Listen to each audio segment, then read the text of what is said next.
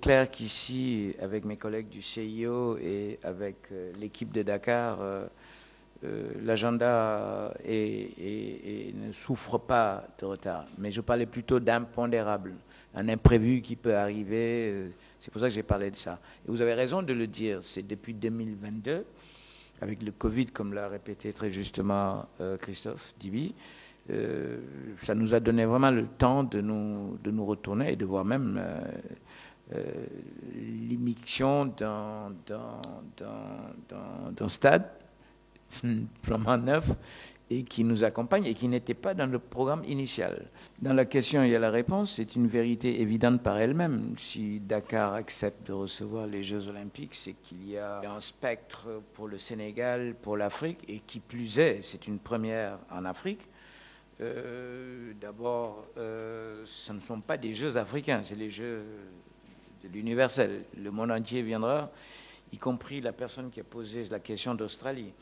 Donc, c'est une façon pour nous de montrer la vitrine que nous avons, et elle est belle, parce qu'il y a des vitrines qui ne le sont pas, et puis de montrer ce pays, de montrer à travers ce pays l'Afrique. Et puis, il y a toujours cette phrase de Nawal que moi j'aime bien, là, que je répète à volonté, c'est le Dakar accueille et l'Afrique reçoit.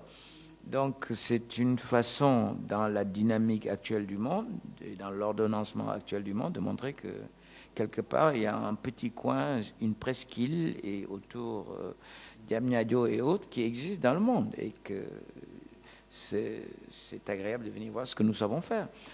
Et quels que soient les jeux, que ce soit les grands jeux, pour parler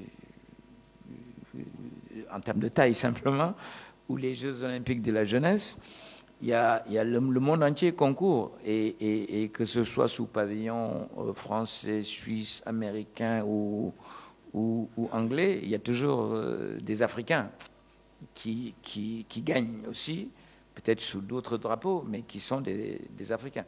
En tout cas, me concernant, je pense, Ibrahim, tu compléteras, c'est une belle chose, c'est une belle image, c'est au banquet universel du sport, l'Afrique reçoit.